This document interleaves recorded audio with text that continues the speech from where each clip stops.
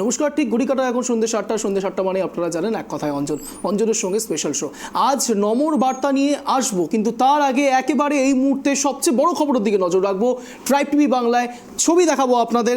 একেবারে সিবিআই হেফাজতে এখন সন্দেশখালীর বেতাজ বাদশাহ শেখ শাহজাহান, যাকে ঘিরে এত জল্পনা কল্পনা, অবশেষে সেই জল্পনা কল্পনার অবসান এবং আপাতত সিবিআই হেফাজতে রয়েছে শাহজাহান। অবশেষে শাহজাহানকে হাতে পেল সিবিআই। দীর্ঘ প্রতীক্ষা বলা যেতে পারে, এতদিন ধরে এত আইনি লড়াই, তারপরে অবশ্যই সিবিআই এর হাতে শেখ শাহজাহান। প্রশ্ন উঠছিল শেখ শাহজাহানের যাবতীয় কর্মকাণ্ড নিয়ে, সন্দেশখালীতে শেখ শাহজাহানের এত প্রভাব প্রতিপত্তি, সত্যি কি সিবিআই এর হাতে আসবে শেখ শাহজাহান? অবশেষে সেই জল্পনা কল্পনার অবসান হলো। এই বিষয়ে বিস্তারিত জানার চেষ্টা করবো। এই মুহূর্তে রয়েছে আমাদের সঙ্গে ফোন কল আমাদের প্রতিনিধি অব্রদীপ। একেবারে ক্ষমাপ্রার্থী, একেবারে গ্রাউন্ড জিরোতে রয়েছে আমাদের প্রতিনিধি অব্রদীপ। অব্রদীপের সঙ্গে কথা বলার চেষ্টা করবো। অব্রদীপ, এই মুহূর্তে ছবিটা ঠিক কিরকম?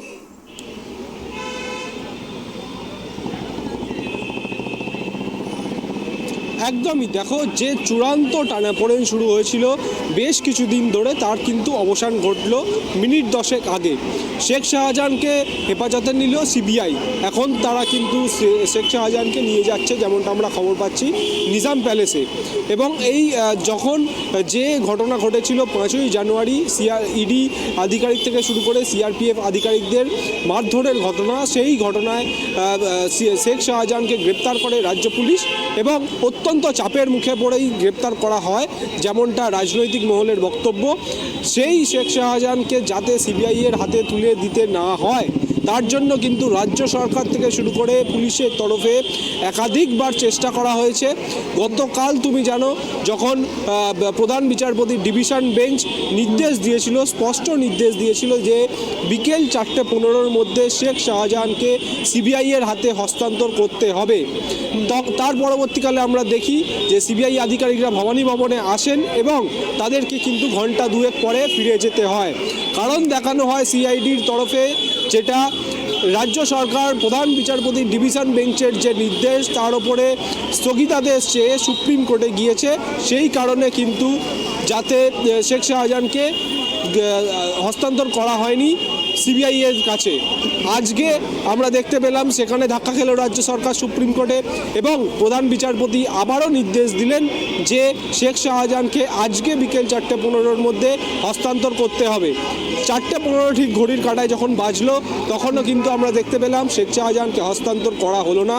তার পরবর্তীকালে ইডির আইনজীবী গিয়ে আবারও বিচারপতির কাছে নালিশ জানালেন যে শেখ শাহজাহানকে তাদের হাতে এখনও পর্যন্ত কিন্তু হস্তান্তর করা হচ্ছে না। সেখানে রাজ্য সরকারের আইনজীবীর তরফে জানানো হয় যে শেখ শাহজাহানের যে সমস্ত নথি রয়েছে, যে কেস ডায়েরি রয়েছে, সেগুলো কিন্তু হস্তান্তর করা হচ্ছে এবং তারপরেই কিন্তু ঘটনাক্রম নাটকীয় হয়ে ওঠে। ভবানী ভবনের সামনে যে পুলিশ আধিকারিকরা নিরাপত্তায় ছিলেন, তারা কিন্তু সরে যান এবং আমরা দেখতে পাই যে তারা ভেতরে ঢুকে গিয়েছেন। তখনই জল্পনা শুরু হয় শেখ শাহজাহান কোথায় গেলেন, ভবানী ভবনের সামনে নিরাপত্তা কেন কমে গেল। তখন আমরা যেটা সূত্র মারফত খবর পাচ্ছিলাম যে সিআইডির তরফে শেখ শাহজাহানকে ভবানী ভবনে থেকে বার করে নিয়ে যাওয়া হয়েছে সংবাদ মাধ্যমের চোখের আড়াল থেকে, বা বলা ভালো ক্যামেরার আড়াল করে পিছনের গেট দিয়ে সিআইডির তরফে শেখ শাহজাহানকে বার করে নিয়ে যাওয়া হয় স্পষ্ট এসএসকেএম হাসপাতালে। সেখানে মেডিকেল চেক আপের জন্য নিয়ে যাওয়া হয়। পেছনের গেট, সংবাদ মাধ্যমের ক্যামেরার আড়াল করে পেছনের গেট দিয়ে শেখ শাহজাহানকে নিয়ে চলে যাওয়া হয় এসএসকেএম হাসপাতালে। কারণ সম্পর্কে কিছু জানা গেছে? কেন হঠাৎ পেছন দিয়ে যাওয়ানো হলো, পেছন দিক দিয়ে তাকে বের করা হলো, এর কোনো কারণ জানা গেছে?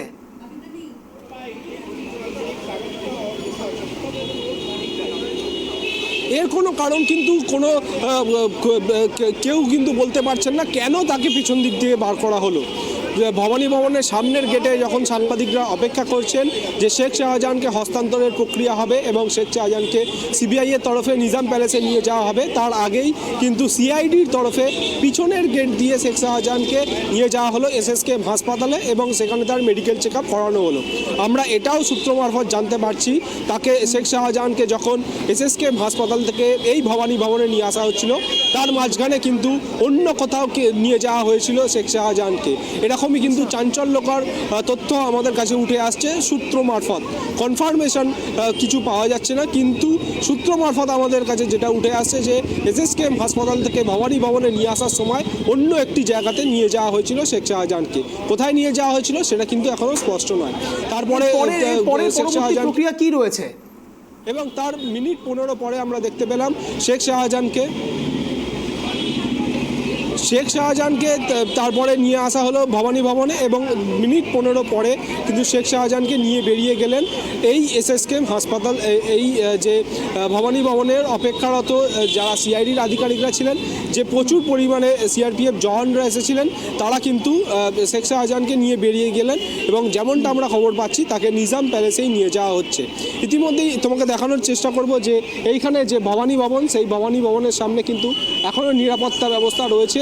যা রাজ্য পুলিশের যে আধিকারিকরা এখানে মোতায়েন ছিলেন তারা কিন্তু এখনও পর্যন্ত রয়েছেন। বা বলা ভালো যে এই রাজ্য পুলিশের ভূমিকা কিন্তু প্রথম দিন থেকেই যেটা বিচারপতিরা বলছেন সেটা সদর্থক নয়। শেখ শাহজাহান 55 দিন কেন গ্রেপ্তার হননি সেটাও কিন্তু যেরকম প্রশ্নের মুখে পড়েছিল, তার পাশাপাশি রাজ্য পুলিশের সদর্থক ভূমিকা নিয়েও কিন্তু প্রশ্ন উঠেছিল হাইকোর্ট থেকে শুরু করে সুপ্রিম কোর্ট পর্যন্ত। তার পরবর্তীকালে আমরা দেখলাম শেখ শাহজাহানকে গ্রেপ্তার করা হলো মাঝরাতে এবং তাকে ভোরবেলায় সংবাদ মাধ্যমের চোখের আড়ালেই কিন্তু নিয়ে চলে যাওয়া হলো সোজাসুজি বসিরহাট আদালতে। সেই ঘটনাও তোমার মনে থাকবে অঞ্চল। আজকেও যে ঘটনাটা ঘটলো, শেখ শাহজাহানকে পিছনের গেট দিয়ে বার করা হলো এবং তাকে মেডিকেল চেক আপের জন্য নিয়ে যাওয়া হলো। একেবারে অপ্রদীপ, আরও যেটা বিষয় জানার চেষ্টা করব, একেবারে আজ তাপস রায় বিজেপিতে যোগদান করেছেন এবং বারবার করে তাপস রায় যে কথা বলছিলেন দুর্নীতি প্রসঙ্গ এবং দুর্নীতি প্রসঙ্গে একেবারে তিনি জর্জরিত এবং সেই কারণের জন্য বারবার করে এত কথা থেকে সরে আসবার জন্য তিনি বিজেপিতে যোগদান করলেন। প্রশ্ন হচ্ছে শেখ শাহজাহান একেবারে রেশন দুর্নীতির কাণ্ড একেবারে ভুলে গেলে চলবে না, আর সেই সময়কালীন অবস্থাতে এখন একেবারে সিবিআই হেফাজতে।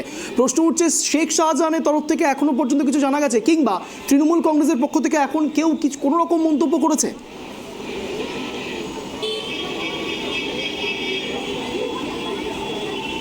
দেখো, তৃণমূল কংগ্রেসের তরফে প্রথম দিকে শেখ শাহজাহানের বিষয়ে যেটা বলা হচ্ছিল যে স্বয়ং মুখ্যমন্ত্রী মমতা বন্দ্যোপাধ্যায় বিধানসভায় দাঁড়িয়ে কিন্তু বলেছিলেন যে ইডি শেখ শাহজাহানকে টার্গেট করে গিয়েছে সন্দেশখালী এলাকায় এবং সেখানে কিন্তু ইডির তরফে গ্রামবাসীদের মধ্যে ঝামেলা লাগিয়ে দেওয়া হয়েছে এবং তারপরেই উত্তপ্ত হয়ে ওঠে ঘটনা। কিন্তু যখন বিচার প্রক্রিয়ায় আসে গোটা বিষয়টি, তখন কিন্তু উল্টো ঘটনা ধরা পড়ে। শেখ শাহজাহানের একাধিক যে বেনামি যে সম্পত্তি রয়েছে সেইগুলোর কথা উঠে আসে। সন্দেশখালীর যে বিক্ষোভ সেটা আমরা দেখেছি, 1.5 মাস ধরে সেই বিক্ষোভ চলে এবং মহিলারা তাদের ওপর নির্যাতনের কথা উঠে এসেছিল। জমিতে ধান জমিতে নোনা জল ঢুকিয়ে দিয়ে ভেড়ি তৈরি করার কথা উঠে এসেছিল। সেই সমস্ত অভিযোগ কিন্তু ছিল শেখ শাহজাহানের বিরুদ্ধে। তারপরে সর্বোপরি যেখান থেকে ঘটনাটা শুরু, 5ই জানুয়ারি ইডি আধিকারিকরা যখন রেশন দুর্নীতির তদন্ত করতে যান শেখ শাহজাহানের বাড়িতে, তখনই কিন্তু ইডি আধিকারিকদের ওপর মারধর করা হয়।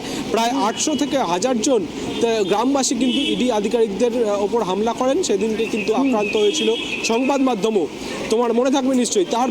পরবর্তীকালেই কিন্তু এই ধরনের যে বিভিন্ন ঘটনা তৃণমূল কংগ্রেসের পক্ষ থেকে তখন বলা হয়েছিল শেখ শাহজাহানকে টার্গেট করা হচ্ছে, তৃণমূল কংগ্রেসকে ভোট এলেই টার্গেট করা হয় ইডি সিবিআই দ্বারা। কিন্তু যত দিন গেছে, যত সন্দেশখালী এলাকার মহিলাদের বিক্ষোভ সামনে এসেছে, তত কিন্তু সুর নরম হতে দেখা গিয়েছে রাজ্যের শাসক দল। নজর রাখো অপ্রদীপ, নজর থাকবে আমাদের। একেবারে বলা যেতে পারে শেষ বেলাতে সিবিআই এর হেফাজতে আপাতত শেখ শাহজাহান, যাকে ঘিরে এত জল্পনা কল্পনা, অবশেষে সেই জল্পনা কল্পনার অবসান ঘটল এবং সন্দেশখালীর বেতাজ বাদশাহ অবশেষে বলা যেতে পারে সিবিআই হেফাজতে। এবার কোন দিকে একেবারে লোকসভা ভোটের আগে এই গ্রেপ্তারি সত্যি কি কোনো প্রভাব ফেলবে, সেই দিকেও নজর থাকবে ট্রাইব টিভি বাংলার। কিন্তু এখন একেবারে আসবো এক কথা অঞ্জনের এই প্রোগ্রামে, কিন্তু তার আগে দেখাবো ডিসক্লেইমার।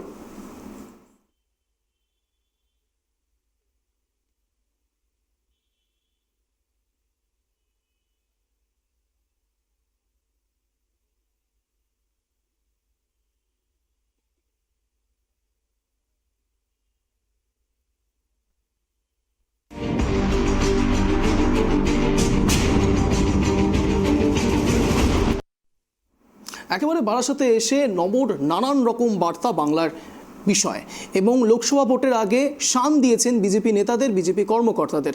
এক প্রকার বলা যেতে পারে লোকসভা ভোটের আগে প্রত্যেককে বুস্ট আপ করেছেন নরেন্দ্র মোদী অর্থাৎ প্রধানমন্ত্রী। এবং তিনি কি বলেছেন সেটা তো আসবো, কিন্তু তার আগে অঞ্জনের সাব প্রশ্ন। আমার প্রথম প্রশ্ন, নবর মুখে শাহজাহান, লোকসভার নয়া তাস।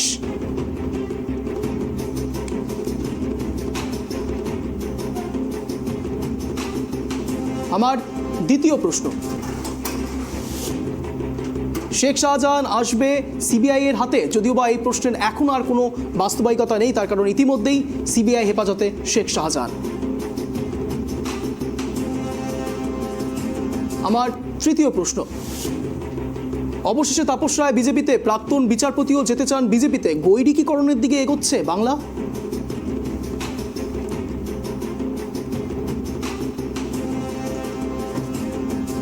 আমার চতুর্থ এবং অন্তিম প্রশ্ন, সন্দেশখালীর ঝড় উঠবে গোটা বাংলায়। এই যাবতীয় বিষয় নিয়ে জানার চেষ্টা করব আগামী 1 ঘন্টায়, কিন্তু তার আগে দেখাবো এক বিশেষ প্রতিবেদন, তারপর আসছি বিশদ আলোচনায়। দেখতে থাকুন।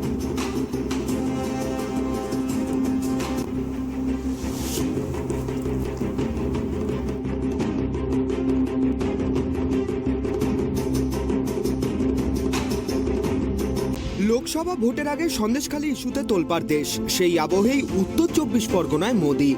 বুধবার বারাসাতে প্রচারে ঝড় তুললেন প্রধানমন্ত্রী নরেন্দ্র মোদি। বিজেপির মহিলা মোর্চার তরফে বারাসাতে শক্তি সম্মান সমাবেশের আয়োজন করা হয়েছিল। সেই সমাবেশে যোগ দেন নমো। এদিন একাধিক ইস্যুকে হাতিয়ার করে রাজ্যের শাসক দল ও মুখ্যমন্ত্রীকে কটাক্ষের তীরে বিদ্ধ করেন প্রধানমন্ত্রী। এদিন মোদির সভায় হাজির ছিলেন সন্দেশখালীর মহিলারাও।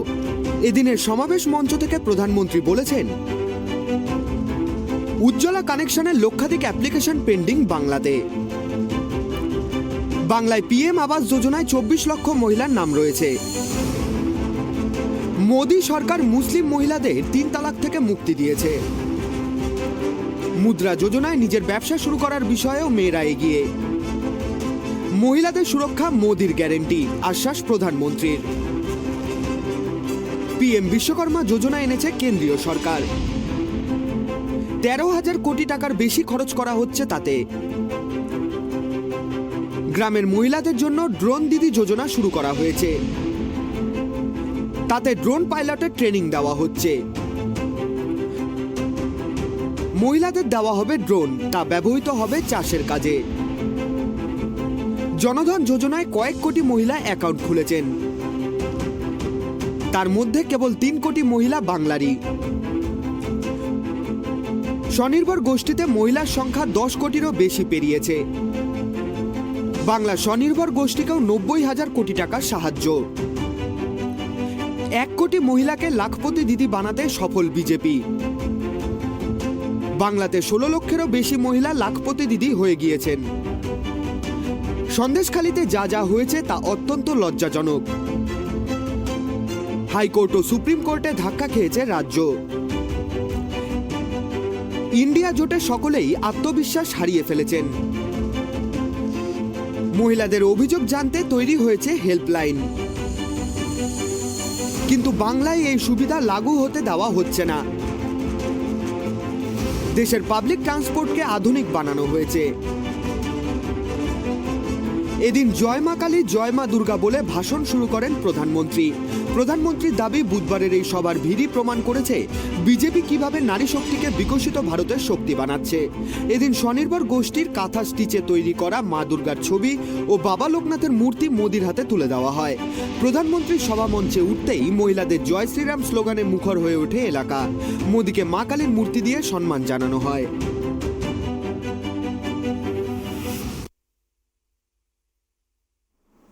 একেবারে আলোচনা পর্বে ফিরবো, পরিচয় পর্ব সারবো। এই মুহূর্তে আমাদের সঙ্গে স্টুডিওতে রয়েছেন মাননীয়া চৈতালি ঘোষ, তৃণমূল নেত্রী। আমাদের সঙ্গে অনলাইনে জুড়ে রয়েছেন মাননীয় কেতন জয়সওয়াল, কংগ্রেস নেতা। আমাদের সঙ্গে জুড়ে রয়েছেন মাননীয় পৃথ্বীরাজ মুখার্জি, বিজেপি নেতা। আপনাদের তিনজনকে স্বাগত জানাই ট্রাইব টিভি বাংলা এবং এক কথা অঞ্জনের এই শোতে। আমার প্রথম প্রশ্নই থাকবে পৃথ্বীরাজ বাবুর কাছে। পৃথ্বীরাজ বাবু, একেবারে আজ বারাসাতের প্রাঙ্গণে থেকে প্রধানমন্ত্রী নরেন্দ্র মোদী বলছেন জয় মা কালী জয় মা দুর্গা। একেবারে বলা যেতে পারে ধর্মের প্রথম শুরুটাই করে দিয়েছেন আজ বারাসাত থেকে। আপনি কিভাবে দেখছেন বিষয়টাকে, যেখানে বারবার করে বলা হয় বিজেপি একটি সাম্প্রদায়িক দল? কিভাবে ডিফেন্ড করবেন? দেখুন, প্রথমেই সকল দর্শককে শুভ সন্ধ্যা জানিয়ে বলি, দেখুন, সাম্প্রদায়িকতার কথা এখানে আসা উচিতই নয়। তার কারণ নরেন্দ্র দামোদর দাস মোদী অর্থাৎ ভারতবর্ষের প্রধানমন্ত্রী আজকে খুব পরিষ্কারভাবে বলে দিয়েছেন যে 3 তালাক তুলে দেওয়া হয়েছিল এবং এইটা খালি মহিলাদের জন্যই, এবং আজকে নারী শক্তি সম্মান সভা থেকে আজকে বিভিন্ন মেসেজ দিয়েছেন দেশের প্রধানমন্ত্রী নরেন্দ্র দামোদর দাস মোদী। উনি বিকশিত ভারতের বিকাশ পুরুষ। উনি এক হাতে বলছেন যে সন্দেশখালীর মা বোনেদের কথা, সন্দেশখালীর মা বোনের কথা ভেবে উনি এক হাতে বলছেন চোটের জবাব ভোটে দেব।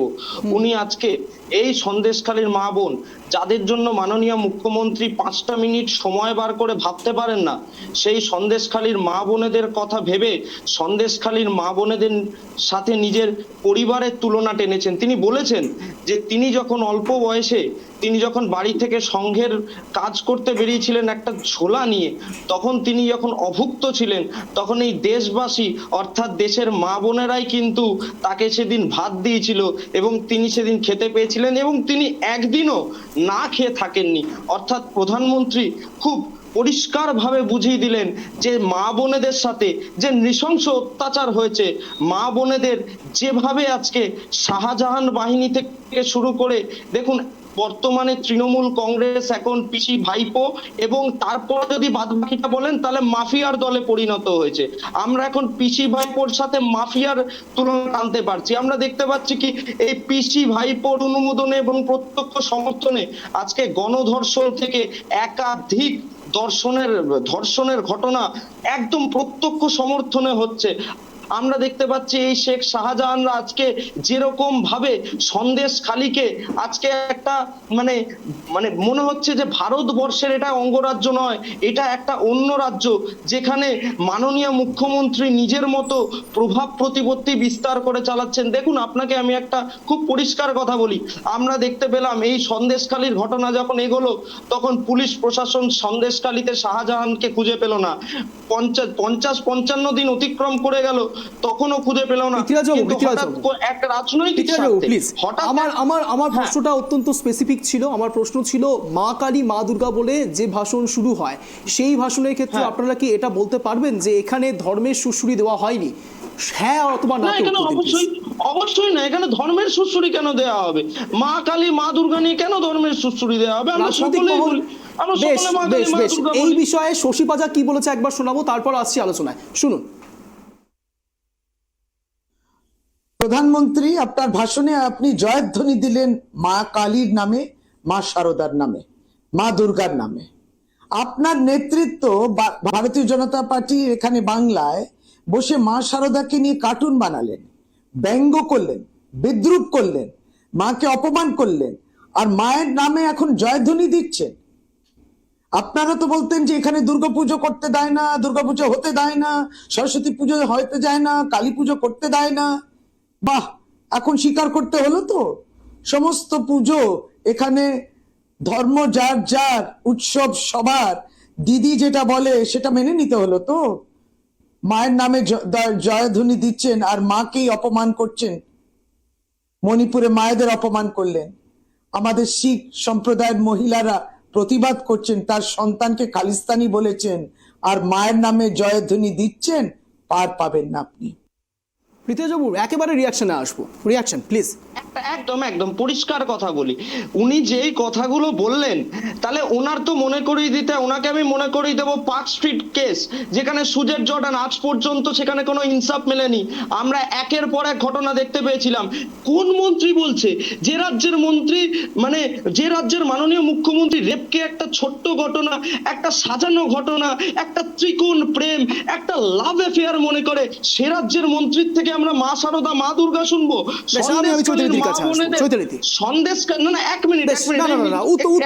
উত্তর নিতে হবে, উত্তর নিতে হবে। চৈতন্যদি, আমার একটা জিনিস দেখলে যারা বিজেপির দল করেন তাদেরকে দেখলে একটা ভালো লাগে যে নরেন্দ্র দামোদর সিং মোদী অবশ্যই ভারতবর্ষের মধ্যে পশ্চিমবঙ্গ তার রাজ্য তিনি আসতেই দাসমুখী। পারেন। হ্যাঁ, মোদী। তো তার আসলে তিনি আসছেন আমাদের এখানে যেহেতু প্রধানমন্ত্রী, কিন্তু এটা ভেবে খুব আশ্চর্য লাগে এখানে আসলে তাদের মহিলা প্রেম জেগে ওঠে। আর ভারতবর্ষের অন্যান্য রাজ্যে যখন মণিপুরের মতন যেখানে ঘটনা হয় সেখানে তারা বলে সেটা একটা সাম্প্রদায়িক একজনের সঙ্গে ঘটনা ঘটেছে, এখানে তাদের সন্দেশখালীর একটা বাজে ঘটনা তারা বলছে, এখানে তারা রেপের কথা বলছে, আজকে তারা হাথরাস ভুলে গেছে, আজকে তারা যেখানে বিলকিস বানু যাকে একটা প্রেগনেন্ট মহিলা যেখানে তাকে ধর্ষণ করে নেওয়া হয়েছে এবং স্বাধীনতা দিবসের দিন তাকে যারা ধর্ষণ করেছিল রেপ করেছিল তাদেরকে কোর্ট রেহাই করে দিয়ে তাদেরকে ফুলের মালা পরিয়ে দিয়ে তাদেরকে বরণ করা হয়েছে। এগুলো কি ভারতবর্ষের মহিলাদের অপমান নয়? শুধু পশ্চিমবঙ্গে এসে আপনাদের নারীদের কথা মনে পড়ে, আর ভারতবর্ষের এত মহিলারা নারীরা যারা রয়েছে তারা কি ভারতের বাইরে? হ্যাঁ, সেটাই আমি বলছি, সেই কথাটাই আমি বলছি, আপনাদেরকে শুধু এখানে এসে মনে পড়ে। আজকে আমার যদি মনে হয় আপনি যখন ভারতবর্ষের প্রধানমন্ত্রী, আপনার সব মহিলাদের জন্য আপনার কাঁদা উচিত মনটা। আপনি পশ্চিমবঙ্গে আসলেন, আপনি যদি দেখেন রেশিও দেখেন, পশ্চিমবঙ্গের মাননীয় মুখ্যমন্ত্রী মমতা বন্দ্যোপাধ্যায় একজন মহিলা মুখ্যমন্ত্রী, তিনি যেমনভাবে মহিলাদের সেফটি এবং সিকিউরিটির কথা চিন্তা করে সেরকম অন্য কোনো রাজ্যে হয় না। মহিলাদের জন্য তিনি সুরক্ষিত করেছেন। এবং আমাদের যদি আপনি রেশিও দেখেন, আজকে কেন্দ্রীয় যে এজেন্সি আছে তারাই বলছে যে মহিলাদের ধর্ষণের সমীক্ষায় পশ্চিমবঙ্গে সব থেকে কম এবং মহিলাদের সুরক্ষা পশ্চিমবঙ্গে সব থেকে বেশি। তাহলে এগুলো তো কেন্দ্র সরকারের গবেষণা এবং কেন্দ্র সরকার এটাকে বলেছে। তো সেই জন্যই বলবো যে আজকে মোদী যখন আমাদের পশ্চিমবঙ্গে এসছেন, ওনাকে আমরা আমাদের ভারতবর্ষের প্রধানমন্ত্রী হিসেবে স্বাগত জানাই, কিন্তু ওনাকে পশ্চিমবঙ্গে মহিলাদের জন্য সুরক্ষার কথা চিন্তা করতে হবে না, কারণ মমতা বন্দ্যোপাধ্যায় মহিলাদের সুরক্ষা অবশ্যই সবসময় মাথায় রাখে, সেই জন্যই মহিলারা এখানে সুরক্ষিত আছে। আমার এখানেই একটা প্রশ্ন রয়েছে, আপনি বললেন যে ধর্ষণ সবচেয়ে কম হয় বাংলায় এবং মহিলারা একেবারে সেফ রয়েছে, তাহলে সন্দেশখালী কি একেবারে বিপরীত কোনো জায়গায় বসবাস করছে? সন্দেশখালী কি পশ্চিমবঙ্গের মধ্যে পড়ে না? সন্দেশখালী, শুনে নেবেন প্রশ্নটা, সন্দেশখালী যে বেনজির ঘটনা বারবার করে সামনে আসছে, সেই ঘটনা কি মহিলা নির্যাতনের মধ্যে পড়ে না? তাহলে কি সন্দেশখালী ধীরে ধীরে পশ্চিমবঙ্গ থেকে বাইরের কোনো কান্ট্রি বা বাইরের কোনো রাজ্যে পরিণত হচ্ছে? চৈতালিদি, দেখুন, আপনি বললেন সন্দেশখালীতে এরকম যদি কোনো ঘটনা ঘটে থাকে, শেখ শাহজাহান আজ সিবিআই অবশ্যই শেখ শাহজাহানকে সিবিআই নিয়েছে, এটাকে প্রশাসনের কাজ করবে, বরাবর মাননীয় মুখ্যমন্ত্রী মমতা বন্দ্যোপাধ্যায় এটাকেই পছন্দ করে। আজকে যে বিষয় উঠে এসেছে চৈতালিদি, একেবারে সিআইডি পেছনের দরজা দিয়ে শেখ শাহজাহানকে নিয়ে যাচ্ছে, এটা কেন? কি যুক্তি থাকতে পারে? না, সেটা তাদের ব্যর্থতা বা তাদের কোনো সিআইডির ব্যর্থতা না সিবিআই এর ব্যর্থতা? সেটা তাদের ব্যর্থতা, সেটা তারা বলতে পারবে যে তারা কেন নিয়ে গেলেন না, তারা কেন ধরতে পারেননি। এটা মনে হয় না আমি একজন রাজনৈতিক বিষয় হিসেবে আমি বলতে পারবো, কারণ এটা প্রশাসনের, আজকে পুলিশের কাজ পুলিশ করবে। তো আজকে আজকে আমরা কি পুলিশকে বলবো ভাই একে ধরো? কারণ পশ্চিমবঙ্গের সরকার আমাকে বলতে দিতে হবে, পশ্চিমবঙ্গে না, আমি আপনার ইন্টারাক্ট করিনি, আপনার কথা ইন্টারাক্ট করিনি। মাননীয় মুখ্যমন্ত্রী মমতা বন্দ্যোপাধ্যায় পুলিশদেরকে পরিচালিত করে না, কারণ পুলিশ প্রশাসন তার নিজের কাজটা নিজেরা করবে, এটাই আমাদের পশ্চিমবঙ্গের গণতন্ত্র এবং কাজ করার পদ্ধতি। কিন্তু আজকে সন্দেশখালী পশ্চিমবঙ্গের বাইরে নয়, সেই জন্যই কিন্তু ওখানে কোনো ঘটনা ঘটে থাকে সেটা দুঃখজনক, কিন্তু কোনো এতদিন মানুষ ইন্ডিভিজুয়াল কেন সেখানে প্রতিনিধি পাঠিয়েছে এবং শেখ শাহজাহান গ্রেপ্তার হয়েছে, কিন্তু মণিপুরে যখন ঘটনা ঘটেছে সেখানে কিন্তু ক্লিয়ারেন্স হয়নি। বিলকিস বানুর যে রেপ হয়েছে, তারা যখন ধর্ষিতা হয়েছে, তার বাচ্চাকে কেটে ফেলা হয়েছে, তাদেরকে কিন্তু মালা পরিয়ে বরণ করা হয়েছে। আপনারা সেটা দেখুন, তারাও কারো ঘরের মেয়ে, কারো ঘরের বোন। সন্দেশখালীর ঘটনা এরকম ঘটে থাকলে সেটাকে কিন্তু প্রশাসন তারা নিজের মতন, আজকে এফআইআর হয়েছে সন্দেশখালীতে, আজকে শেখ শাহজাহান গ্রেপ্তার হয়েছে এবং সেখানে প্রশাসনের কাজ করবে। আমি এখানে দুজনকেই থামাবো, আমি কেতন বাবুর কাছে আসবো। বেশ, আমি দুজনকেই থামাতে বলবো। এই মুহূর্তে কেতন বাবুর কাছে আসবো। কেতন বাবু, দুজনের বাকবিতণ্ডা আপনি শুনতে পাচ্ছেন, একেবারে অনলাইনে বসে রয়েছেন আপনি।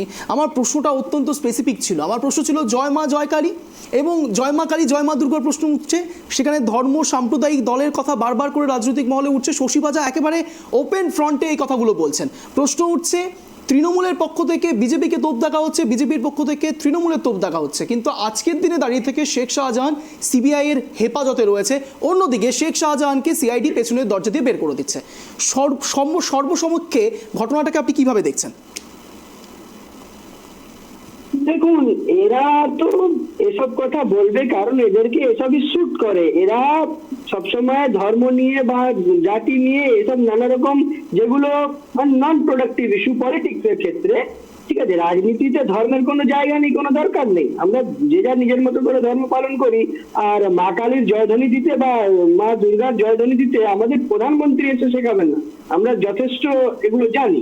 ঠিক আছে, এবার আসি, দেখুন প্রধানমন্ত্রী ভোট এসছে, প্রচার মন্ত্রী হয়ে উনি স্বাভাবিক। আমরা তো 10 বছর এটা দেখেই আমাদের কেটে গেল যে একজন প্রধানমন্ত্রী কিভাবে প্রচার মন্ত্রীতে পরিণত হয়ে যে কোনো জায়গায় ইলেকশনের সময় দেখবেন ও গলি গলি গিয়ে গিয়ে প্রচার করবে। কিন্তু যখন না এখানে এসে এটা যখন না না কেতন বাবু আই এম সরি, বাট এখানে বলতেই হচ্ছে প্রোপাগান্ডার মধ্যে এটা পড়ে। প্রচার তো অবশ্যই লাগবে, তার কারণ লোকসভা ভোট হোক, বিধানসভা ভোট হোক, যেই ভোটই হোক না কেন প্রচারে আসতেই পারেন, এটা গণতান্ত্রিক না, অধিকার। কংগ্রেসের প্রচার কমিটিতে লোক কম পড়ে গেছে, এটাই অসুবিধা হয়েছে। বলছি তো, কংগ্রেস যখন গটিহারা বাটিহারি Please, আমি অবস্থায় উত্তর দেবো। আছে, প্রচার কমিটিতে লোক কম পড়ে গেছে, তাই ওনার প্রধানমন্ত্রীকে দেখে মনে হতে পারে ওরকম। আমরা তো প্রোডাক্ট না যে প্রচার করতে হবে, এবার কথাটা মাঝখানে না কাটলেই হতো। যাই হোক, ব্যাপারটা হচ্ছে যে না আমরা ইতিহাসে বা আপনারা সাংবাদিকরা করছেন, এখানে পৃথ্বীরাজ আছে, আমার ছোট ভাই দিদি আছেন, কেউ বলবেন যে কোন প্রধানমন্ত্রীকে আমরা এত প্রচার মন্ত্রী হতে দেখি দেখুন। যাই হোক, প্রধানমন্ত্রী একজন বিজেপির সদস্য, এটাও মানতে হবে আপনাকে। প্রধানমন্ত্রী বিজেপির সদস্য, এটাও আপনাকে মানতে হবে। ও এটাই না, সব ক্ষেত্রে সব নেতারাই কোনো না কোনো দল থেকে হয়। ব্যাপারটা হচ্ছে উনি বিজেপির সদস্য বেশি নিজেকে মনে করেন। যাই হোক, যেই ইস্যুগুলো আমি বলছিলাম সেটা বলছি। বলুন হ্যাঁ, আমি যেটা বলছি যে উনি এখানে এসে সন্দেশখালীর কথা বলছেন, একদম কোনো অসুবিধা নেই, বলতে পারেন দেশের প্রধানমন্ত্রী।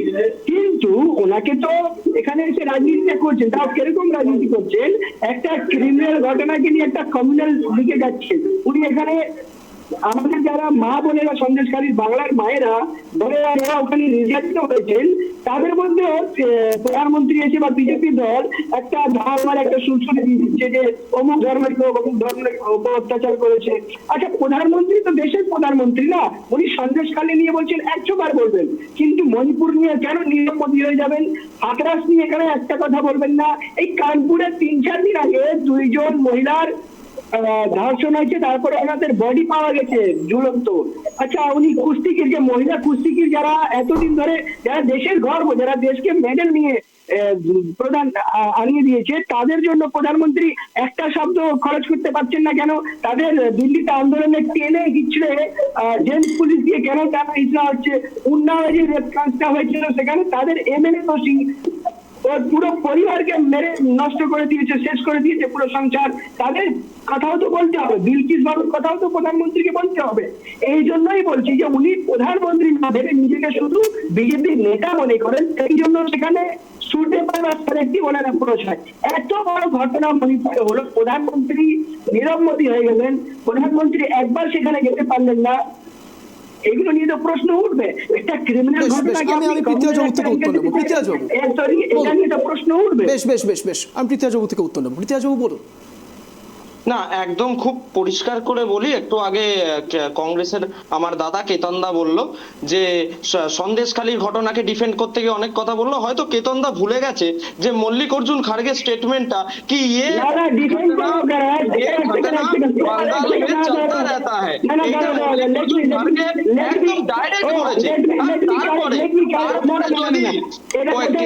মনে করে যে এরপরে জাস্টিফিকেশন দেবে।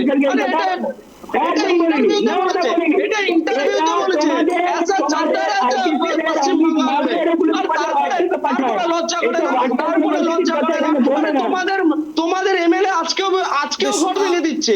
কেউ কারো কথা কাটবেন না, তাহলে শোনা যাবে না। দল সামলাও, শেষ করুন আগে নিজেদের ঘর সামলাও, তারপরে বলো। আমি সেটাই বলছি যে দেখুন, প্লিজ না, কেতন বাবু প্লিজ,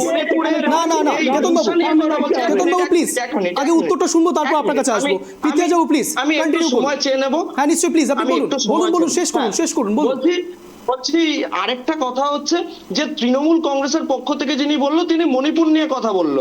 আমার কথা হচ্ছে মণিপুরে তো কোনো দলীয় হিংসা নয়, মণিপুর তো জাতি দাঙ্গা। আজকে 2012 সাল, সেই সময় তো মণিপুরে আমাদের সরকার ছিল না, সেই সময় মণিপুরে 1500 লোক মারা গেছিল, ওই তখন তো কোনো প্রশ্ন ওঠেনি।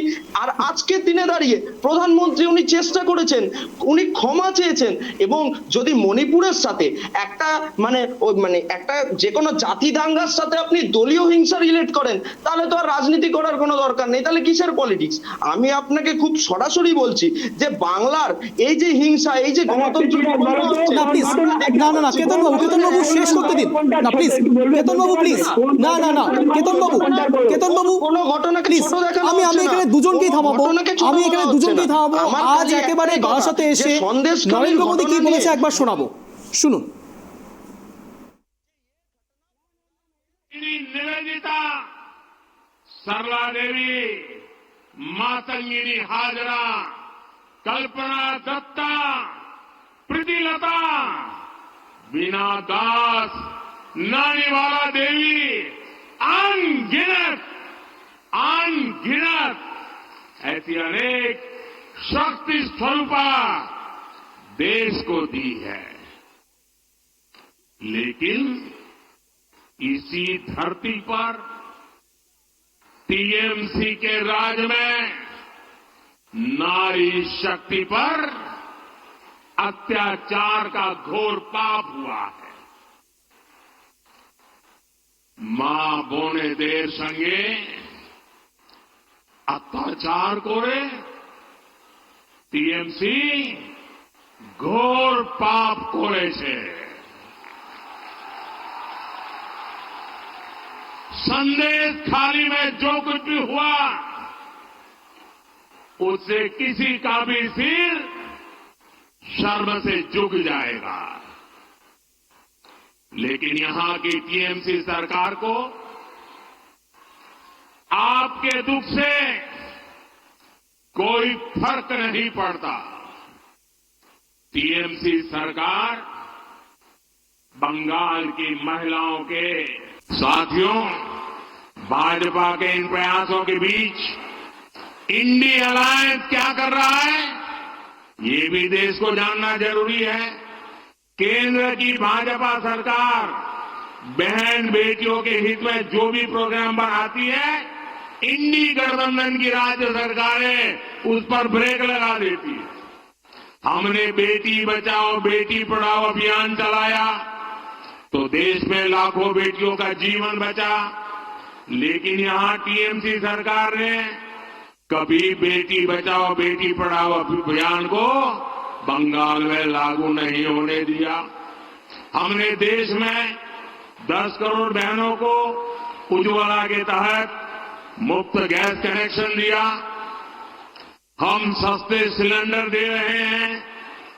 लेकिन बंगाल में आज भी उज्ज्वला कनेक्शन के लिए 14 लाख से ज्यादा एप्लीकेशन टीएमसी सरकार के पास पेंडिंग पड़ी है।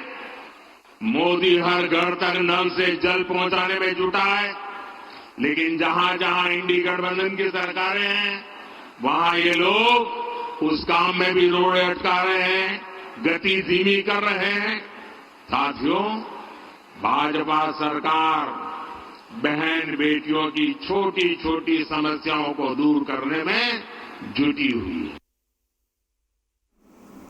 আমার একেবারে প্রশ্ন থাকবে চৈতালিদির কাছে। চৈতালিদি, একেবারে যেটা বলছেন যে বেটি বাঁচাও বেটি পড়াও এর কথা বলছেন প্রধানমন্ত্রী নরেন্দ্র মোদী, সত্যি কেন এই রাজ্যে বেটি বাঁচাও বেটি পড়াওটা নেই? এটা একটা বড় সড়ো প্রশ্ন। বেটি বাঁচাও বেটি পড়াও তো এখন আমরা শুধুমাত্র ট্রাকের মাথার মধ্যে, যে ট্রাকগুলো রাস্তা দিয়ে যায় সেই ট্রাকগুলোর মাথার মধ্যে দেখি, কিন্তু কতটা কোন রাজ্যে বেটি বাঁচাও বেটি পড়াও হয়েছে? আমাদের রাজ্যে মাননীয় মুখ্যমন্ত্রী মমতা বন্দ্যোপাধ্যায় তিনি আমাদের মায়েদের বোনেদের জন্য কন্যাশ্রী করেছে, যেটা শুনলেই ভালো লাগে, যেখানে আমার মায়েরা সেটাতে পড়াশোনা, বোনেরা পড়াশোনা করতে পেরেছে, এবং বোনেদের বিয়ের জন্য রূপশ্রী করেছে। এখানে বেটি বাঁচাও বেটি পড়াও এরকম কোনো প্রয়োজনীয়তা আমার মনে হয় যে আমার পশ্চিমবঙ্গ রাজ্যে নেই। কারণ মমতা বন্দ্যোপাধ্যায়, না মমতা বন্দ্যোপাধ্যায় আমাদের জন্য সেটা না, মমতা বন্দ্যোপাধ্যায় করে দিয়েছে, ওনাদের তো কোনো প্রকল্প নেই। বেটি বাঁচাও বেটি পড়াও আপনি কোথায় পেয়েছেন? এটা একটা মিথ্যে কথা বলে দিলে তো হলো না। মমতা বন্দ্যোপাধ্যায় নিজে মুখ্যমন্ত্রী হওয়ার পরে তার কোষাগার থেকে এই অর্থগুলো দিয়ে তিনি কন্যাশ্রী রূপশ্রী মায়েদের বোনেদের দিয়েছেন। বা তৃণমূলের পক্ষ থেকে বলা হচ্ছে বেটি বাঁচাও বেটি পড়াও যে প্রকল্পের টাকা সেটা আসেনি রাজ্যে, একদমই আসেনি, একদমই আসেনি, এবং সেই সঙ্গে আমাদের এই প্রকল্প বাস্তবায়িত করা হয়েছে মমতা বন্দ্যোপাধ্যায়। চৈতালিদির কাছে আসবো। প্রশ্ন উঠাচ্ছে একেবারে তৃণমূল কংগ্রেস থেকে, শুধুমাত্র চৈতালিদি নয়, একেবারে তৃণমূল কংগ্রেস থেকে হেভিওয়েট নেতারা পর্যন্ত এই কথা বলেছেন যে বেটি বাঁচাও বেটি পড়াও প্রকল্পের টাকা সেখানে রাজ্যে আসেনি। প্রশ্ন উঠছে 100 দিনের টাকা পাওয়া যাচ্ছে না রাজ্যে, প্রশ্ন উঠছে আবাস যোজনার টাকা পাওয়া যাচ্ছে না রাজ্যে। এবার বেটি বাঁচাও বেটি পড়াও অন এয়ারে একেবারে প্যানেলে বসে চৈতালিদিও বলছেন, কি বলবেন? না, এবার একদম আপনাকে একটা কথা বলি, তৃণমূল কংগ্রেস এই মুহূর্তে একটা মানসিক অবসাদগ্রস্ত দলে পরিণত হয়েছে। কারণ আপনাকে আমি বলি, শেষ 2 সপ্তাহে 22 এবং তারপরে 16 অর্থাৎ সর্বোচ্চ 38,000 কোটি টাকা রাজ্যকে দেওয়া হয়েছে। এবং আপনি আজকেও দেখেছেন যে রেল প্রকল্পে কি করা হয়েছে, রেল প্রকল্প হয়েছে এবং এটা এক জায়গায় না একাধিক জায়গায় ভারতবর্ষের হয়েছে। 2009 সালের কথা আপনার মনে আছে? পৃথ্বীরাজ বাবু প্লিজ, আমি আসবো। 2009 সালের, না প্লিজ, 2009 সালের কথা মনে রয়েছে আপনার? পৃথ্বীরাজ বাবু, না প্লিজ, চৈতালিদি, আমি একটু পৃথ্বীরাজ বাবুকে উত্তর নেব না প্লিজ, প্লিজ আমার প্রশ্ন শুনি প্লিজ চৈতালিদি। পৃথ্বীরাজ বাবু, আমার কথা শোনা যাচ্ছে? হ্যাঁ, বলুন। আপনি যে, যদিও বা এটা এখন প্রসঙ্গ টানা উচিত না, বাট আপনি মেট্রো রেলের কথা বলছেন নিশ্চয়ই, এবং মেট্রো রেল প্রকল্পের এই শব্দটা একেবারে 2009 সালের কথা আপনার মনে আছে? হ্যাঁ, বাম জামানার কথা নিশ্চয়ই আপনার মনে থাকবে। সেই সময়তে কেন্দ্রীয় অর্থমন্ত্রী ছিলেন প্রণব মুখার্জি। সেই সময়কালীন অবস্থাতে তখন এই মেট্রো রেলের কথা উঠেছিল, আর আপনারা বলছেন যে আপনারা করছেন। বামের একবারও আপনারা সমর্থন করেছেন? না, আমি ওই প্রসঙ্গ থেকে বড় কথা যে আজকে দিদি যেই কথাটা বলছে, এই যে বেটি পড়াও বেটি বাঁচাও, মানে প্রসঙ্গক্রমে আমি বলি, প্রয়োজন নেই ভাই, তোমার বোনও কন্যাশ্রী টাকা পেয়েছে, তোমার বোনও বিয়ে হতে গেলে রূপশ্রী টাকা পেয়েছে, এটা দিয়ে তোমার বোন পড়াশোনা করেছে, এটা সত্যি কথাটা স্বীকার করো। গ্রাম বাংলার বোনেরা মায়েরা স্বীকার করেছে। কিন্তু বেটি বাঁচাও বেটি পড়াও শুধুমাত্র দেখতে পাই জলজীবন মিশন থেকে শুরু করে একের পর এক স্কিমে রাজ্যকে কয়েক হাজার কোটি টাকা দেওয়া হয়েছে। 100 দিনের কাজের টাকা ইউটিলাইজেশন সার্টিফিকেট দিতে ব্যর্থ হয়েছে তৃণমূল কংগ্রেস। 4টে জেলাকে প্রায় 2.5 থেকে 3 কোটি টাকার ক্ষতিপূরণ দিতে হয়েছে রাজ্য সরকারকে। তারপরে আপনাদের মুখ থেকে আমরা বঞ্চনার জাস্টিফিকেশন শুনবো, আপনাদের মতো চচ্চিডিংবাজদের কাছ থেকে আমরা বঞ্চনার জাস্টিফিকেশন শুনবো, যারা শাহজাহানদের মতো শেখ শিবু আচারের মতো শেখ শাহজাহানদের মতো চোরেদের সমর্থন করতে পারেন এবং যার বিরুদ্ধে সরাসরি অভিযোগ নেই, অর্থাৎ তাপস রায় থেকে শুরু করে একাধিক আপনাদের উচ্চ নেতৃত্ব, তাদের সাথে আপনারা সমর্থন করতে পারবেন না। দলটাকে একেবারে দুর্নীতিগ্রস্ত লোকেদের ঘরে ঘরে পরিণত করেছে। আর তারপরে আপনাদের কথা, তারপরে আপনাদের কথা শুনবো, পশ্চিমবঙ্গের মানুষ 24 সালের নির্বাচনে পশ্চিমবঙ্গের মা বোনেরা আমি দুজনকে থামাবো, আজকে প্রধানমন্ত্রী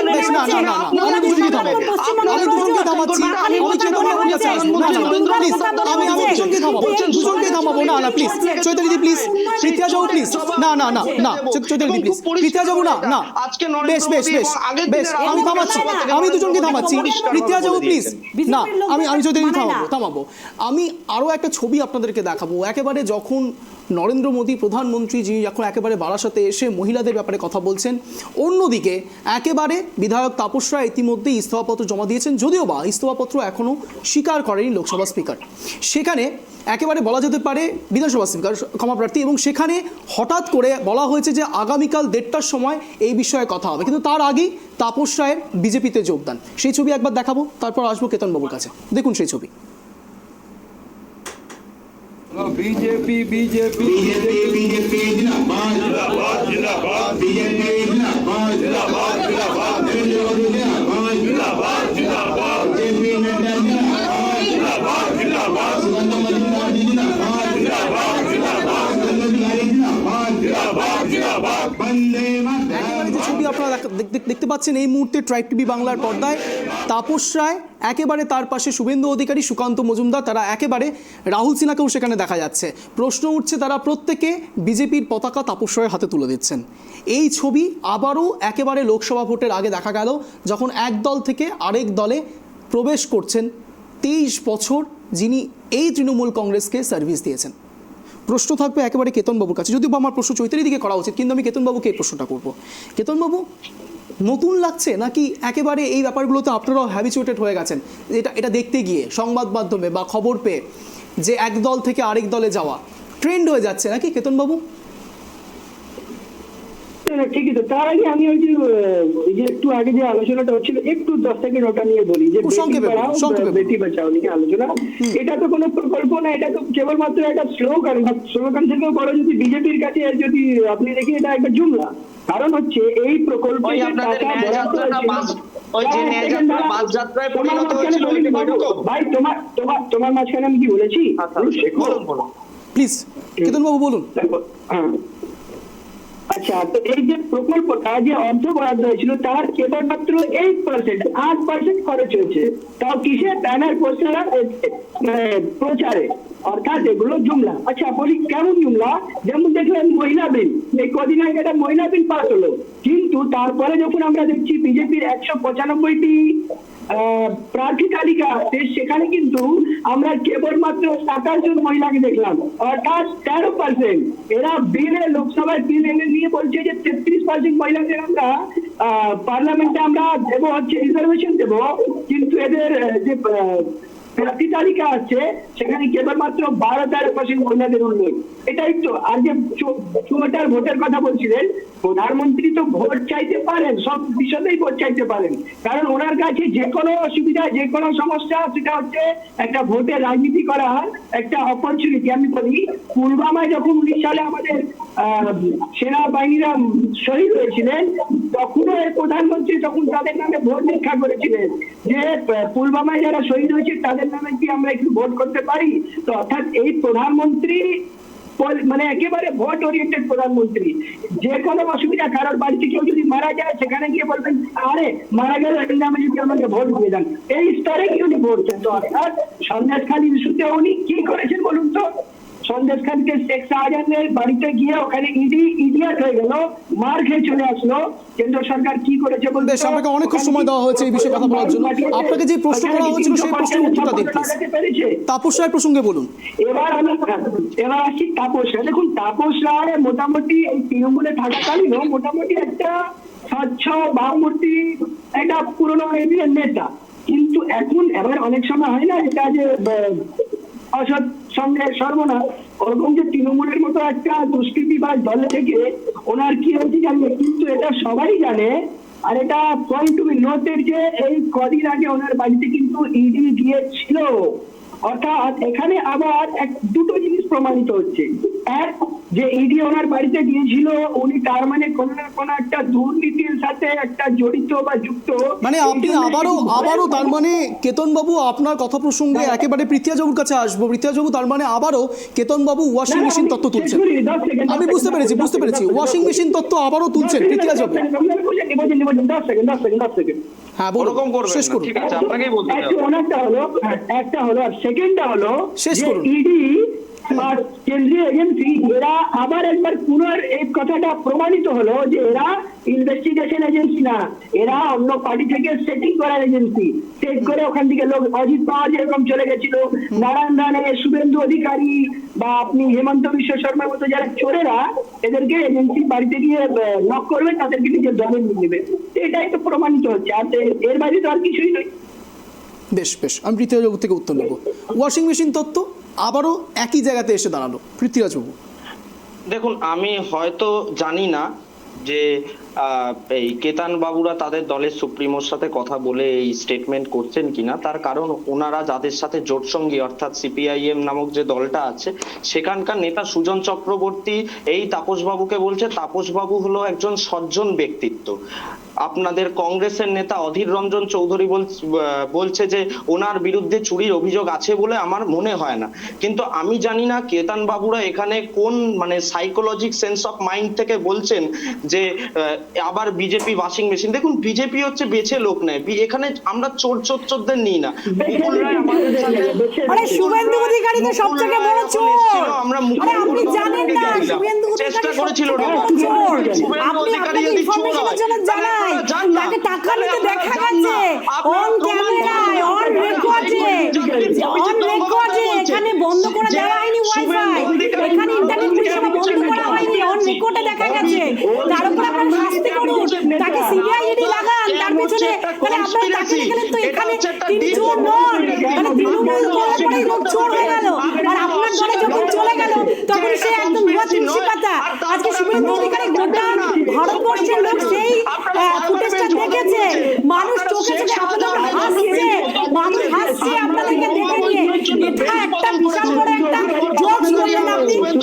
আমি সকলকে থামাবো, আমি সকলকে থামাবো, প্লিজ না, বেশ প্রীতিয়াবাবু থামুন, থামাবো আমি এখানে তিনজনকে থামাচ্ছি, আমি সবাইকে থামাবো, প্লিজ না, বেশ শান্তনু সেন এই বিষয়ে তাপস রায় প্রসঙ্গে কি বলেছে একবার শোনাবো। প্রীতিয়াবাবু প্লিজ, শান্তনু সেন এই বিষয়ে কি বলেছে শোনাবো, শুনুন।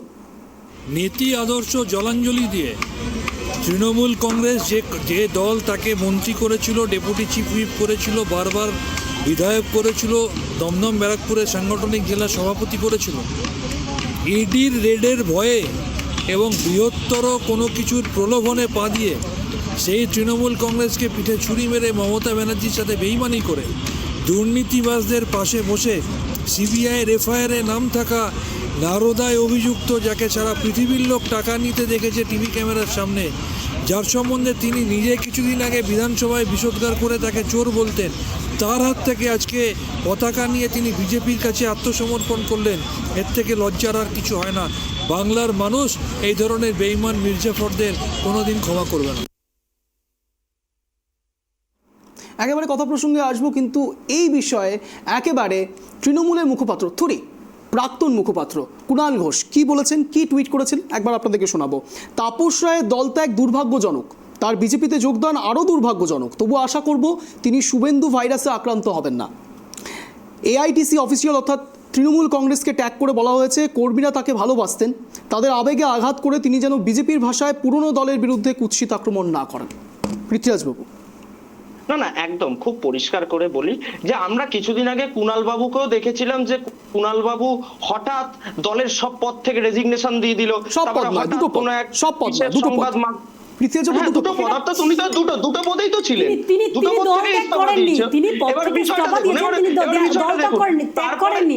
সেটা আমাদের আভ্যন্তরীণ ব্যাপার, আমরা বুঝে নেব, সেটা নিয়ে আপনাকে ইয়ে করতে হবে না। না আমাকে ভাবতে হবে না, আমি একদম পরিষ্কার ভাবে যে নেতা আজকে টুইট করছে, যাকে আপনারা তৃণমূল নেতা হিসেবে বলছেন, তিনি দুদিন আগে কোথায় ছিলেন? তিনি তো দৌড়ে গেছিলেন, তিনি তো তাপস বাবুকে আটকাতে গেছিলেন এবং তাপস বাবুর বিরুদ্ধে সরাসরি কোনো দুর্নীতির অভিযোগ নেই। অর্থাৎ তৃণমূল কংগ্রেস শাহজাহানদের নিয়ে বেশি ভাবে, অভিষেক বন্দ্যোপাধ্যায়ের নিয়ে বেশি ভাবে, আনারুল ইসলামদের নিয়ে বেশি ভাবে, কিন্তু এইসব যারা সরাসরি দুর্নীতিতে অভিযোগ নেই তাপস বাবুদের সাথে যোগাযোগ করতে পারে না। আরে ভাই, কেন সমর্থন করতে পারেন না আপনারা তাপস বাবুকে? এতদিন ধরে তো তাপস বাবু আরে সোজা সোজা অভিযোগ তুলেছে সুদীপ বন্দ্যোপাধ্যায় আপনাদের এমপি, যিনি ইডি পালিয়েছে, আপনাদের দলের বিরুদ্ধে অভিযোগ উঠেছে। আরে নিজেদের ঘর সামলান, পরের ঘরে ঢিল মারতে হবে, আগে নিজের ঘর সামলান, আগে নিজের ঘর সামলান। প্লিজ আমি একেবারে কথা প্রসঙ্গে আসবো। চোর শব্দটা আবারও এলো, বলা যেতে পারে রাজনৈতিক ভাষাগুলো কি সত্যি আপনারা ভুলে যাচ্ছেন?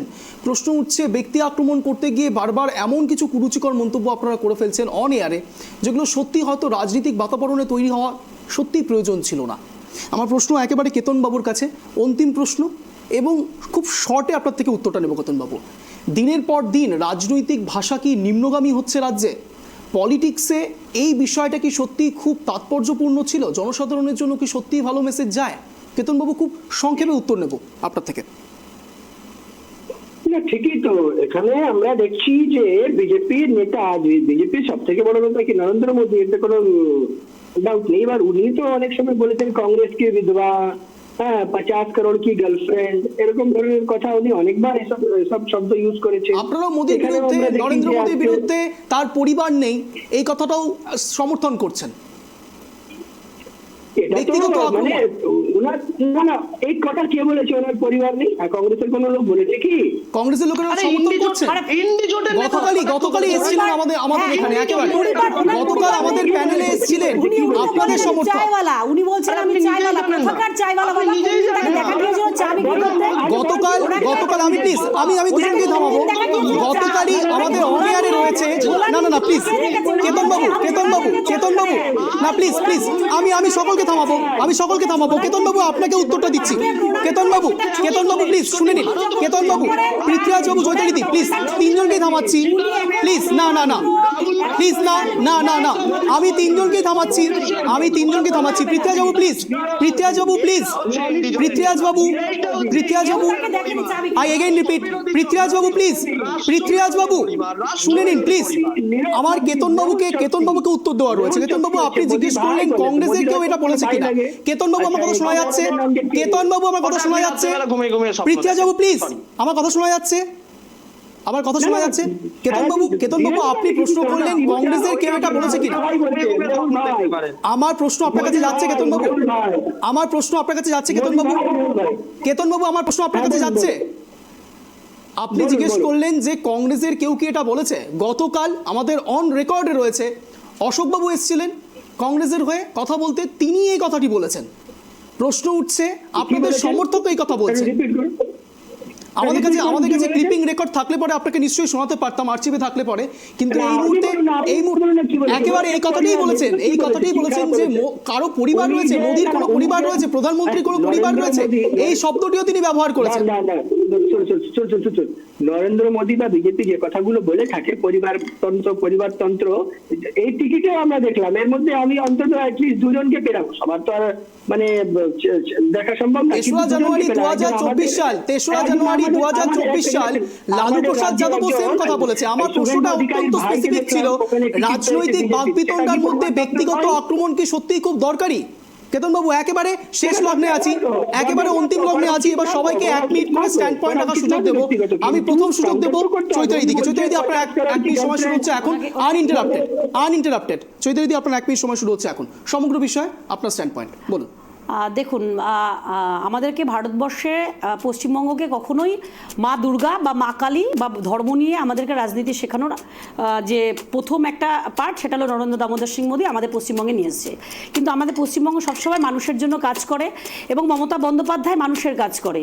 আজকে আমার খুব ভালো লাগে, সত্যি পরিবারতন্ত্র কখনোই কাম্য না, কিন্তু ভোটের রাজনীতি যদি আপনি দেখেন তো সেখানে যারা যোগ্য তাদেরকে অবশ্যই সেই জায়গাটা দেওয়া তৃণমূল কংগ্রেস মনে করে। আর তৃণমূল কংগ্রেস থেকে যারা বিজেপিতে চলে যায় তাদেরকে সেই সময় ওয়াশিং মেশিনে ধুয়ে নিয়ে স্বচ্ছ মনে করা হয়। কিন্তু এখন আসন্ন লোকসভা নির্বাচনের আগে যারা এই কাজগুলো করছে সিবিআই আর ইডির ভয় পেয়ে, আমার মনে হয় তারা পুনরায় আবার নিজেদের ভুল বুঝতে পেরে আবার তৃণমূল দলকে যদি ভালো লাগে তাহলে অবশ্যই তারা আবার ফিরে আসবে। তো সেই জন্যই বলবো যে ওয়েট অ্যান্ড সি। বেশ, আপনি নির্দিষ্ট সময়ের আগেই শেষ করেছেন, এবার সরাসরি সুযোগ দেবো কেতন বাবুকে। কেতন বাবু আপনার 1 মিনিট সময় শুরু হচ্ছে এখন, আনইন্টারাপ্টেড বলুন। দেখুন, পরিবারতন্ত্র নিয়ে বিজেপি আর কি বলবো বলুন। এই যে এই টিকিটেই দেখলাম একজন এই শুভেন্দু অধিকারীর ভাই আছে এমপি টিকিটে, বিজেপির টিকিট পেয়েছে, সেটা কি পরিবারতন্ত্র নয়? আরেকজন হচ্ছে নিউ দিল্লি থেকে টিকিট পেয়েছে, সেটা হচ্ছে আমাদের স্বর্গীয়, আমি খুব সম্মান করি ওনাকে, সুষমা স্বরাজজির কন্যার টিকিট পেয়েছে, সেটা কি পরিবারতন্ত্র নয়? আচ্ছা, এরা নয়, মানুষের ভোটে যদি মানুষ ভোট দেয় জিতে এমপি হবে, বা বাকি যারা আছে, এই যে পীযূষ গোয়েল আছে, এনারও বাবাও নেতা ছিলেন, বা অনেক মানে হাজার সেখানে বিজেপির প্রমাণ আছে।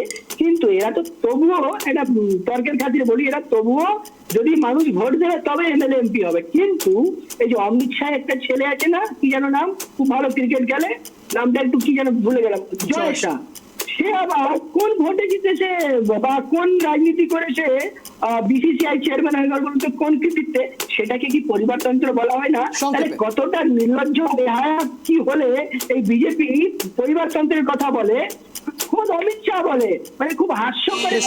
আপনার সময় শেষ। পৃথ্বীরাজ বাবু আপনার 1 মিনিট সময় শুরু হচ্ছে এখন, আনইন্টারাপ্টেড। বেশ, পৃথ্বীরাজ বাবু আপনার 1 মিনিট সময় শুরু হচ্ছে এখন, বলুন। কেতন বাবু বেশ, পৃথ্বীরাজ বাবু বলুন। না, আমি শুনতে পেলাম না, আপনি আমার একবার রিপিট করুন সমগ্র বিষয়টিকে আপনি 1 মিনিট স্ট্যান্ড পয়েন্ট আপনার রাখার সুযোগ, আপনি বলুন। হ্যাঁ, প্লিজ না, কেতন বাবু বলার সুযোগ দিন। পৃথ্বীরাজ বাবু বলুন। হ্যাঁ, একদম খুব সংক্ষেপে আপনাকে আমি বলি যে দেখুন, আজকে আমরা দেখতে পেলাম যে এই যে পরিবারবাদের কথা আমি পরে আসছি, আমি আজকে দেখতে পেলাম যে এখন আসো, এরপরে শেষ হয়ে যাবে। Uninterrupted. হাইকোর্ট থেকে সুপ্রিম কোর্টে আমরা দেখছি রাজ্য সরকার একের পর এক থাপ্পড় খাচ্ছে। এবং একটু আগে তৃণমূল কংগ্রেসের হয়ে যিনি প্রতিনিধিত্ব করছিলেন তিনি বললেন পরিবারতন্ত্র কাম্য নয়। আমি জানি না উনি এটা কোন সেন্স থেকে বললেন, কারণ আমরা ব্যানার্জি পরিবারের যে কি বিস্তার সম্পত্তি সেটা পশ্চিমবঙ্গে আমরা দেখতে পাচ্ছি। এবং এই মুহূর্তে আমরা দেখতে পাচ্ছি যে মানে বিরোধীরা, অর্থাৎ যে কোনো শুভবুদ্ধি সম্পন্ন সচেতন মানুষ যে তৃণমূলের দুর্নীতিকে কটাক্ষ করে তার বিরোধিতা করে, তার গায়ে বিজেপির ছাপ মেরে দেওয়া হয়। এবং তারপর থেকে আমরা দেখতে পেলাম যে হ্যাঁ, এটা খুব পরিষ্কার যে আজকে দেখছি জাস্টিস থেকে শুরু করে একাধিক লোকজন যখন এই দুর্নীতির প্রতিবাদ করছে তখন এরা তাদের বিরুদ্ধে বিজেপির ছাপ লাগিয়ে রাখছে। তো আমি তাদেরকে একটাই কথা বলবো যে এই করে যদি আপনারা মনে করেন যে আপনারা হাইকোর্ট, সুপ্রিম কোর্টের সিঙ্গেল বেঞ্চ, ডিভিশন বেঞ্চ সবাইকে বিজেপি বলবেন, বিজেপি বলুন, কারণ ভারত সরকার আইন ব্যবস্থার উপর আস্থা রাখে এবং যদি দরকার হয় তাহলে আগামী দিন ইন্টারন্যাশনাল কোর্ট অফ জাস্টিস থেকে আপনারা আপনাদের তিনজনকেই অশেষ ধন্যবাদ ট্রাইপি বাংলায় আসবার জন্য, এক কথা অঞ্জনের এই শোতে আসবার জন্য। যে কথা বলে আজকের এই স্পেশাল শো শেষ করব, নেপোটিজম বা পরিবারতন্ত্র সত্যিই কতটা ভুল কতটা ঠিক সেটা বোঝা যায় যদি সত্যি তার পরবর্তী জেনারেশনের মধ্যে কোনো ট্যালেন্ট থাকে। যেমন ঋষি কাপুরের একেবারে তার পুত্র রণবীর কাপুর এবং একই সঙ্গে রাকেশ রোশনের পুত্র ঋত্বিক রোশন, অর্থাৎ বোঝা যেতে পারে প্রত্যেকেরই নির্দিষ্ট কিন্তু কারিশমা রয়েছে। তাই জনতা জনার্দন তাকেই ভোটটা দেবে যার মধ্যে কোয়ালিটি রয়েছে। এই কথা বলেই আজকের এই স্পেশাল শো শেষ করবো। এরকমই টান শো দেখার জন্য ঠিক সন্ধ্যে 7টায় নজর রাখতে হবে ট্রাইপি বাংলার পর্দায় এক কথায় অঞ্চলে। নমস্কার।